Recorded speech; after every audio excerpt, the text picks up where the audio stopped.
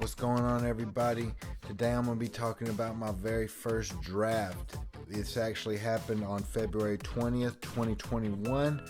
They have over on the Green Level Clearance server, I have links to that. There's a drafts channel that got started up, and SCD ended up coordinating within that channel to get a couple of groups of 4. We had 8 people. This cube that we're playing is the Big Boy cube. I'll go into that more throughout this video, but the Big Boy cube basically can run up to 6 people, and we had 8 people, so we went ahead and split it into 2 groups of 4. So again, if you're interested in the near future to get in with us and do some drafting, we're going to run a couple more rounds with these decks we drafted, and then we're going to probably start doing another one. And we did this on a Saturday. Like I said, we got in voice chat. It took us about an hour and a half to run through this and get to pick our stuff and talk together, and then we kind of broke off and went and built our decks, and then we set up an asynchronous tournament, which means you meet up with your person each week and play. However, as soon as the last person finished, we immediately fired off another round, and we were able to finish up a whole round in a week. And then on that Saturday, we actually started a new round, and everybody turned in their results on the same day. So we started a third round that same day. So it's a little bit more flexible because of the number of people than what we normally. It's a little bit more flexible than what we normally do in our Ret Runner and other tournaments there. So anyway, this is my first draft. Y'all let me know what I did wrong. I'm playing with the Big Boy cube, so obviously I have no experience with the standard cubes that used to be played prior to the Big Boy's cube, and from what I understand, talking to people, it's a little lower power level in those than this one. For me, I'm going to just tell you straight up, I had an absolute blast at this. It's just fun doing the drafting process. It's fun doing the deck building process. It's fun doing the actual plays. Everything was good in this cube. I got no complaints about it. And I ended up building a couple of decks that I was actually feel like they're pretty good. You know, they're not like obviously competitive, but for 2 people who have never played their decks before, you have some viable strategies in there. A little disconnected at sometimes, but ultimately you're running it. You're making good moves. It feels like Netrunner. I had an absolute blast. So for me in the drafting process, starting off right here, I ended up kind of leaning towards, because I'm going to have a link in the chat for the instructions, the website for the Big Boy's cube here, so you can see how it works. But basically, some of the recommendation was that make sure that you get some agendas, and here's why. Let me go into that. I got to remember, y'all don't know about this necessarily. So you get 3 Jackson Howards, 3 hedge funds, and unlimited priority requisitions, which is a 5-3 that's average at best, right? So with your agendas, if you don't draft agendas in the game, you can always have a full suite of agendas, even though they're going to be a bunch of 5-3s. For me, I kind of wanted to have some control over my agenda list. So, and another recommendation was to make sure you don't forget about your money. So I immediately began to put work into agendas and money in this draft. Now I'll say this. Towards the end of the draft, I ended up getting stuck with some of my last options were agendas, so I had to take more agendas than I needed because I had already had my 20 points. So in the future, I might not go quite as aggressive with agendas, but I still feel like I'm going to put a lot of work into agendas, not much less than what I did for this one. So again, that was kind of my strategy moving forward. Not necessarily a strategy, just kind of my feeling, just the way I felt like going. I worked on agendas and money a lot at first. For me, I didn't. The other thing about this cube is that at the end, when you build your deck, you count up all the influence for all of your factions, and then your agendas, however many points they scored, they count as influence too. So let's say if you had a 5-3 in hand, that was an HB, an elective upgrade, that would be an additional 3 influence, and whoever you have the most influence for, you end up taking one of the two IDs within that faction that are allowed in the Big Boys Cube. For instance, in HB, it's ETF and one other. And so I took ETF. I can't remember what the other ID was in HB. So that's kind of how that works. Others might have started to shift to pick particular get a particular ID with their influence. And there's even, if you play this draft enough, there's ways to get good at that and actually say, I'm going to take this really high influence card to boost my influence so I can get the card I need to have the IDs I want, right? So that's a viable option. For me, I was in the mood for, I don't know why, I didn't feel like I could necessarily pull off the kill combo, get enough consistency with the kill combo to want to play something like that in the draft format. So I kept it pretty straightforward.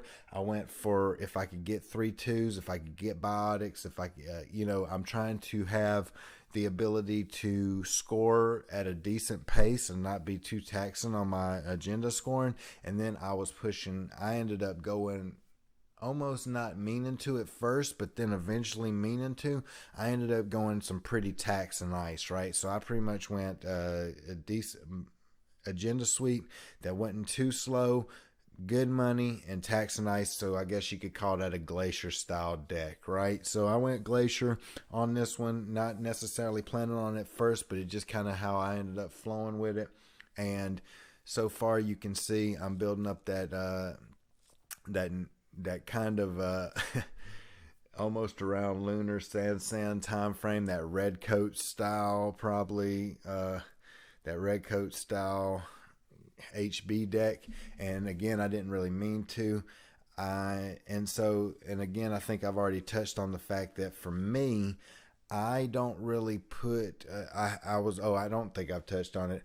I have not necessarily put a whole lot of cards in my deck thus far, as you can see, or into my drafting, that I haven't really played before, seen somebody play and feel kind of comfortable with them, because that's just how I am, right? I tend to work through the cards systematically and replay the same cards over and over again so I can get really comfortable with them and slowly add in cards. And I know that's probably not the best way to do it, but for me, I like to really feel like I know the cards that I've been playing well, so that I can remember them in the future to be able to be a better deck builder. Because at this point, I just feel totally incompetent with the card pool, which is one of the reasons I kind of steer away from standard. I haven't played but some of the cards in Mumbat I haven't played, but some of the cards in Flashpoint, some of them in Red Sand, and it's a very few in each of those. Katara, Rain, and Reverie, obviously I've played with and seen some of them in action to the point where I probably use them more than I think, like Rashida Jaheim there. But I kind of want to experience the card pool at a little bit lower power level than standard at this point in my life, just because it's just, I want to work on those fundamentals. I want to see the cards kind of how they came out, so I can kind of build upon them and really understand how they were used at first and understand how they were used later. And that's nothing against standard, because I want to get to standard, but it's going to be a long road ahead if I keep at this pace. But when the gateway and update come out, I can assure you I will be playing a massive amount of the core experience with these new cards, as well as the modded format, which I assume is going to be gateway, update, and modded. So I'm excited about that. I'm going to work on those cards. It's not a slight against Nisi. I love everything they are doing. I'm so happy. The problem is I just came in at 2019 and started playing Netrunner, and I literally have about 8 years of cards, probably over 1,200 cards, that I kind of want to at least know to a decent amount when they get splashed back in.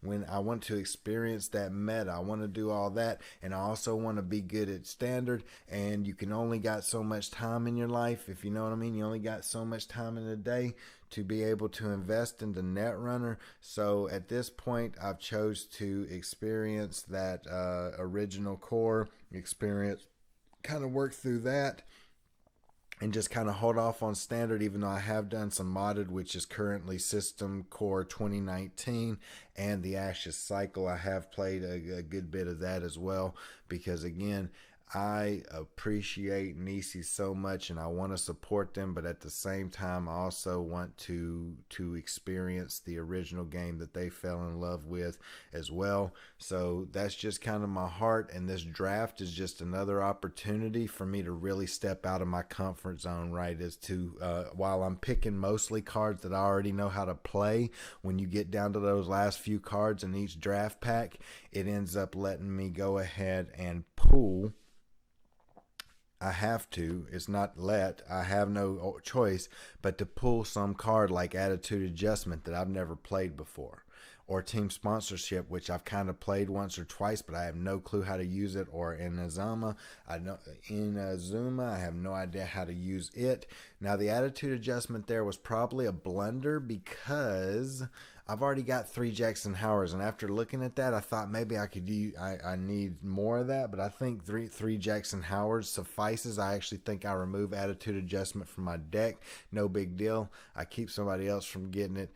But I probably should have went ahead and took Team Sponsorship, even though I don't really understand necessarily how to use it to the point where I probably would have pulled it out as well. So no harm, no foul there. Well, actually, I guess there is a little harm, because everybody else is probably thinking the same thing about Attitude Adjustment. They're thinking it probably isn't any good when I got 3 Jackson Howards as well, but I could be wrong. So I could have gave them that and not had to face against a Team Sponsorship that I handed somebody. So again, at this point, you can see my deck. It's slowly starting to develop into a little bit of that Ash, Red Herons, getting those defensive upgrades, getting that pretty solid, strong ice, getting some decent defensive agendas and some agendas that give me some bonuses I'm looking for, like that elective upgrade.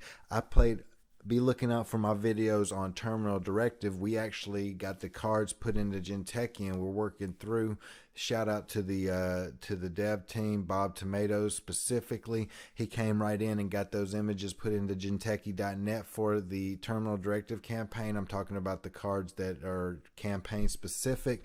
So I really appreciate him for that, and everybody else who supported that effort. But anyway, we've been playing Terminal Directive over on the campaigns channel on Green Level Clearance, and I'm telling you like this, elective upgrade, I really like that card a lot.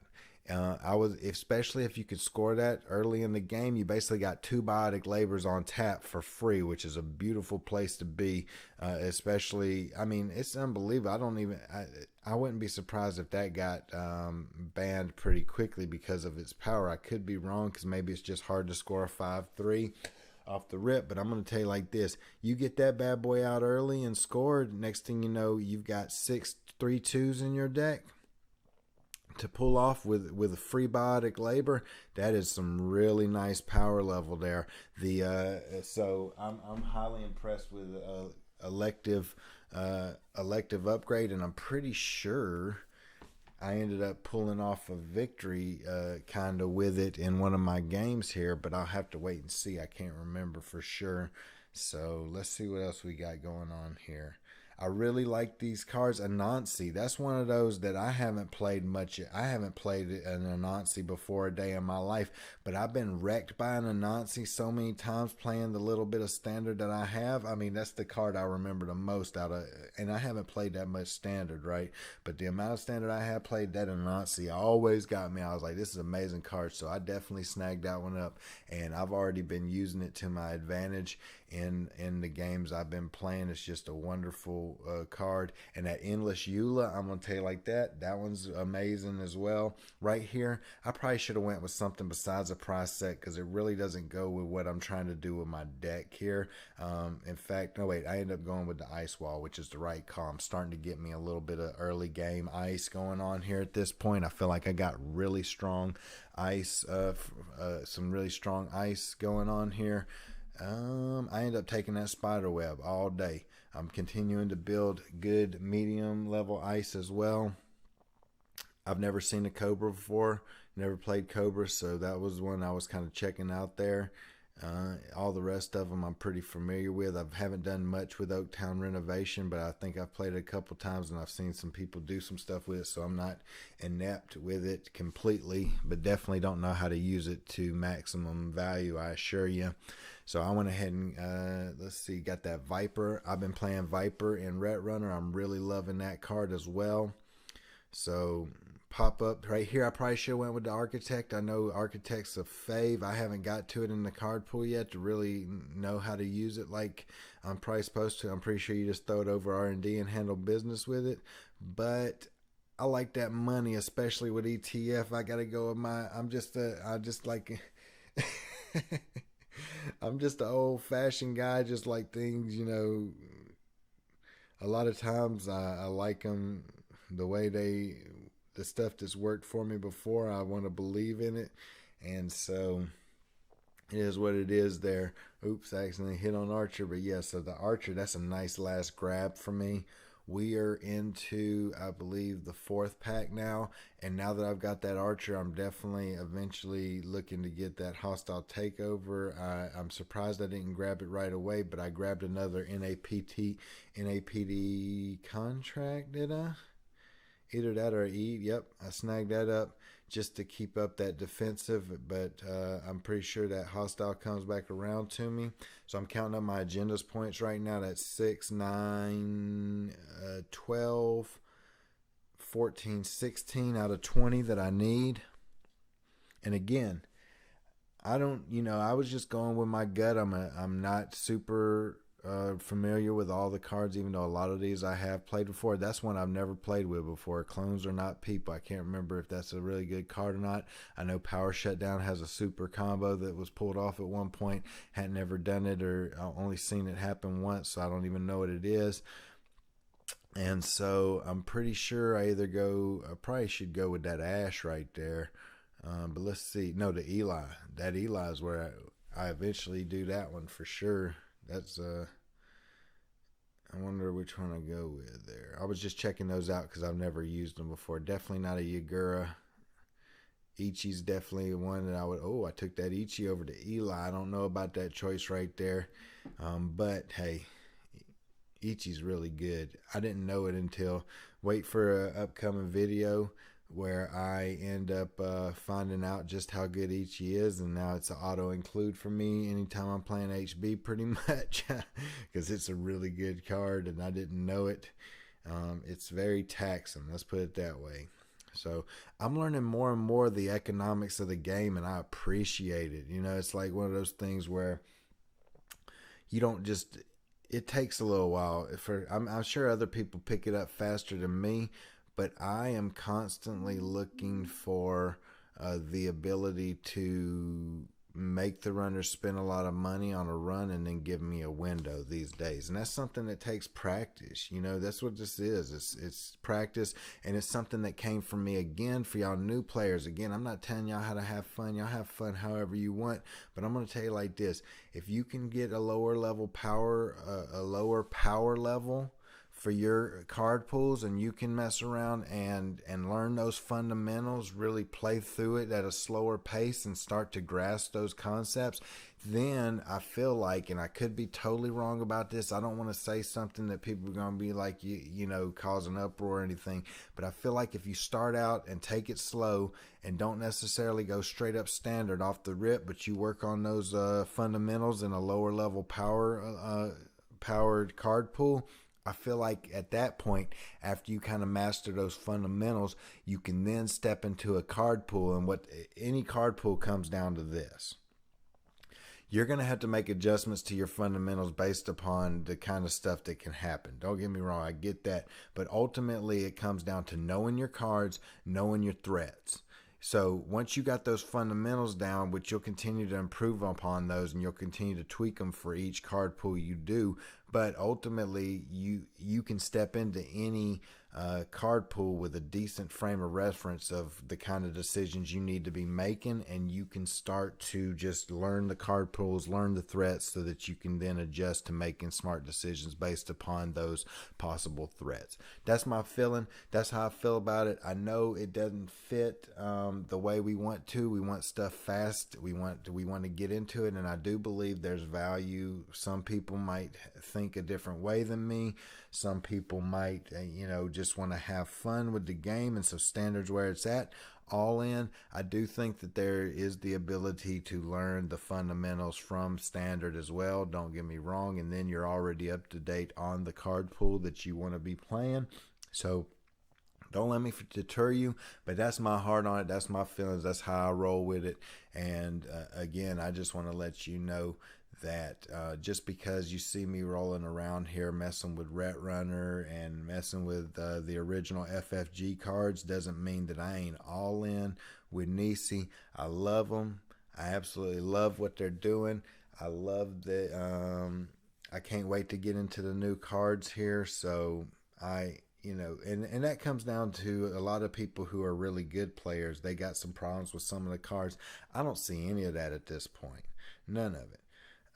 Obviously, when I was playing modded and I got to finally play Kiambe Grid, I could see how that could be super strong in the wrong hands, things like that. But the fact that that card exists and we can have it in a limited card pool, it's fun. I mean, that's a fun card to play around with, so it's just FFG, Nisi, they all have produced cards that are a little too good with other cards, and they produce cards that just weren't that good. And it's like, man, if every card could be equally as good in its own way, that would be amazing. But at the same time, I mean, you're talking about a feat that is all but impossible, especially if you're looking at getting content out anytime soon. The one thing I really like about Nisi is they have the support of the community right now. It's a wonderful thing. They have the support of the community in their test groups for these cards they got coming out.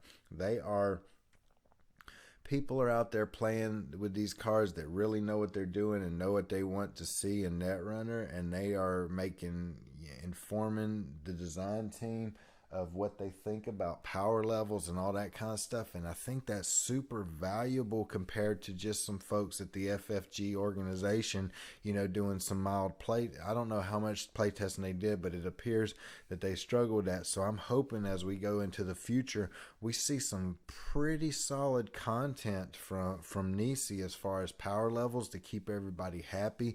Hopefully it looks like from what we've seen from June that there is that there really is kind of a mind state of how they want to go forward to be able to produce content that kind of like meet some of those goals, those end goals, such as having shorter play times. I like a quick game. That is my play style, so I don't mind when I have a 45-minute game, but I love that 25-minute game. You know what I mean? That's how I am. I love when it goes 45 minutes every blue moon. I'm like, man, that was a great game. But whenever it goes 25 minutes on the regular, I'm like, cool, let's do it again.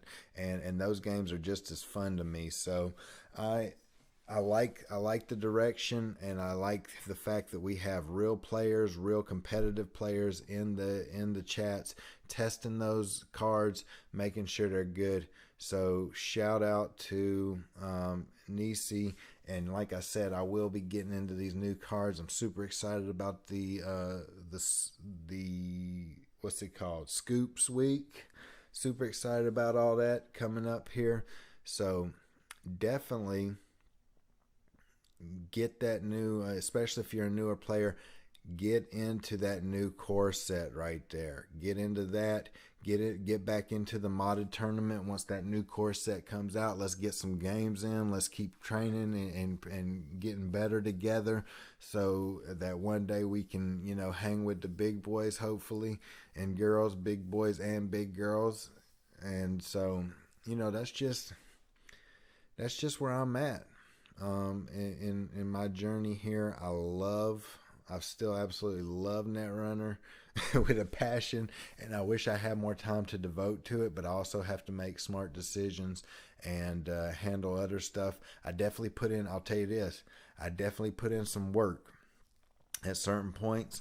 I have gone all in and played a lot more Netrunner than I need to, but I kind of have to surge it a little bit. You know, I gotta, like, when this new core set comes out, I can see myself pumping out some games for a couple weeks. And I gotta bring it back to reality, and then just kind of, you know, play a little bit more sparingly throughout the week, because I got a lot of, you know, we all got a lot of stuff going on in our lives, and we got to handle that business. We can't let ourselves get lazy in things that are important for us succeeding, having the ability to have, you know, the money to have a computer and have the time to play Netrunner in the first place. You know, those are valuable life goals that we need to make sure that we're maintaining here in the midst of a game that is, it can be time consuming, and it is so fun. And let's run another one is oftentimes the mantra here. So I know I've been mumbling,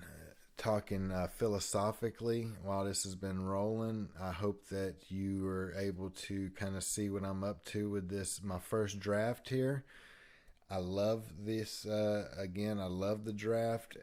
I have to make a command decision with the new cards coming out and the Ret Runner tournament about to hit the new one, that I need to put in some work with these cards as to whether I jump in the next one. But I really want to. I'm not gonna lie. I just got to.